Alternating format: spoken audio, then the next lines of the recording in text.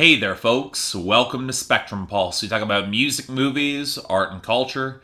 And today, we're going to be talking about the newest album from Karen Jonas, Butter. So I'll freely admit, I'm not all that surprised by Karen Jonas's recent artistic direction in indie country. That's not to disparage that direction, beginning in the hard-bitten, world-weary acoustic grid of indie country and folk, to a more traditional, relaxed, and lush Bakersfield sound, all coaxed through writing that's subtle enough to emphasize the details, but conveyed with the sort of intimacy and charisma to really suck the audience in. It's a natural progression as Karen Jonas has built up a lot of steam among critics and fans alike. She's made my year-end list before, and for good reason. And it feels comfortable too. I might have been won over initially by the edge on records like Oklahoma Lottery, but Karen Jonas has avoided histrionics and makes her brand of burnished country feel impressively sensual and subtle and mature. She's got that pure magnetism to really draw me in. And thus I wasn't really all that surprised. She's picking up elements of jazz, blues, ragtime, and barroom soul for her newest album, Butter, which she herself has described as her most broad to date, and I'll admit I was a little bit worried about that. Part of this is the fact that this cross-section of sounds and indie country has been pretty saturated in the 2010s, but also because Karen Jonas is the sort of singer-songwriter who has been at her best leveraging subtlety, so I wasn't sure if going bigger and broader would pay off for her. And again, I would have a wealth of comparison points in this style for when it's actually done right if she nailed it. But alright, what do we get out of Butter? So okay, here's the funny thing. When I had gotten about 4 or 5 listens into this album, I was almost certain it was going to wind up on the trailing edge for me. Not because it was bad or it was mediocre, far from it. Although I will make the argument that of the 3 full-length projects that Karen Jonas has released thus far and I've covered, Butter has probably made the least impact for me. But also because I wasn't sure I would have enough to say about it, especially as I've reviewed her twice before and not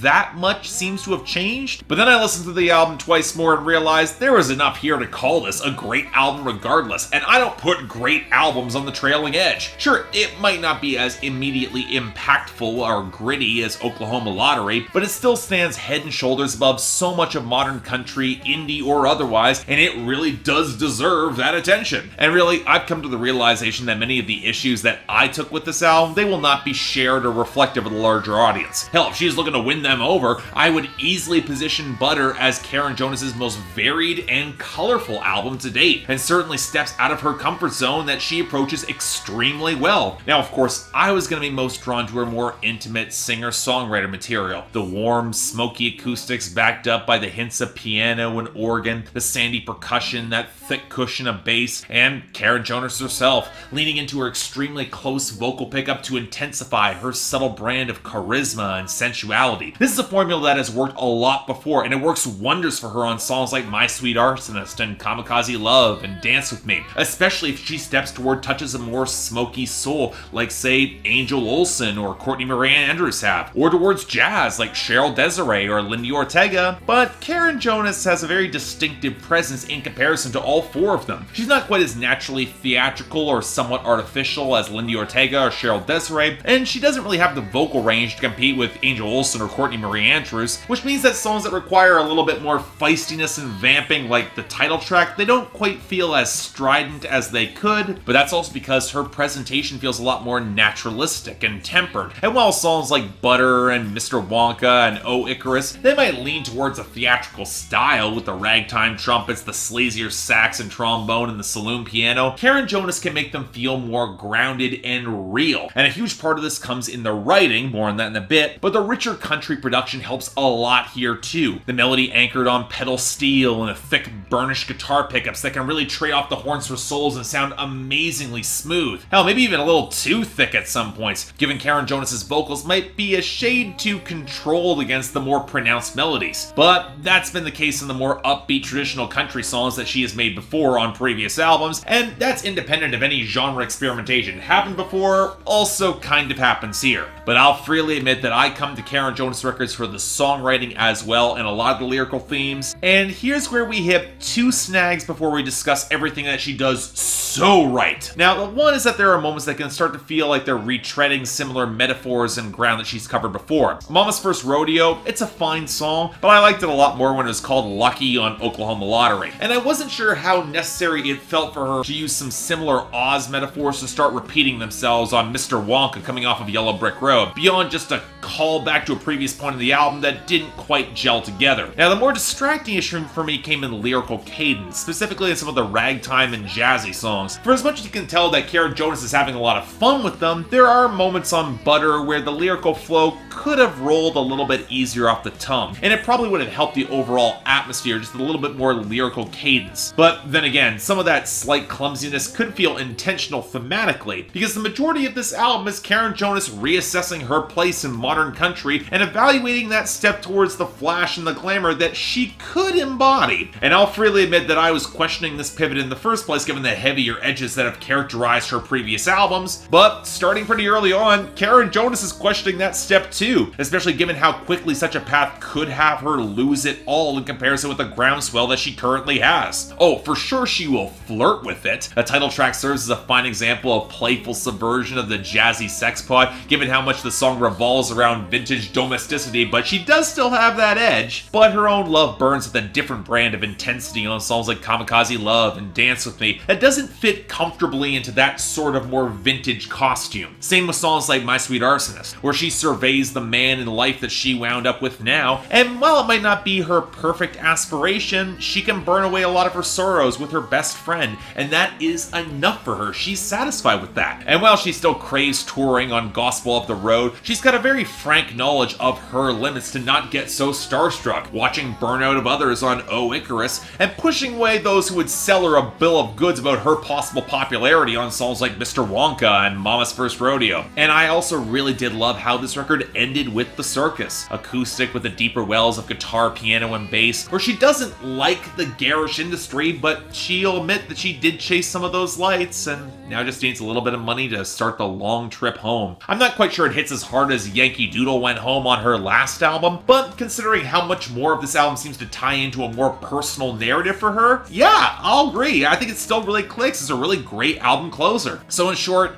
yeah, I really like Butter, even if I'm not quite sure it hits me as strongly as her first two albums do. It feels a little bit short, a little bit underwritten at points, and I'm not quite certain that the experimentation completely lands consistently, but the writing is great. She still has some of the most distinct and effective and warm production in indie country, and Karen Jonas is still one hell of a performer who shows a lot of comfort with these stylistic detours. And I do think detour is the word to be used here. I'm not sure Karen Jonas will stay with a lot of this sound on her next album, so much as just kind of tasting it to find out how much she likes of it. But for me, light 8 out of 10, definitely recommended it if you're into this sort of smart, straightforward indie country that definitely goes down really smooth. Definitely check this out, you won't regret it. So yeah, thanks a lot for watching. Like to like and subscribe, I'd be more than grateful. Bit of a less known review, but hey, I've covered Karen Jonas twice before. Of course I was going to cover this one, and it's still pretty great. You want to buy the record? Highly recommend you do. She's an independent artist, not on any label as far as I can tell. Links down there below. And I got the poll up there for those of you who actually heard this. I'm curious where you fall on it. Beyond that, anything else I might be able to do to improve my presentation, I'm all ears. If you guys want to get involved in my scheduling process or help support this channel, link to my Patreon is right over there, where 3 times a week you guys get to vote on my schedule, and once a week for the higher tier contributors, you guys get to add albums, movies, or even a top 10 list to that schedule. You want to see the schedule? It's on my Instagram, link down there below. But until then, I'm Mark, you're watching Spectrum Pulse, and I'll see you next time.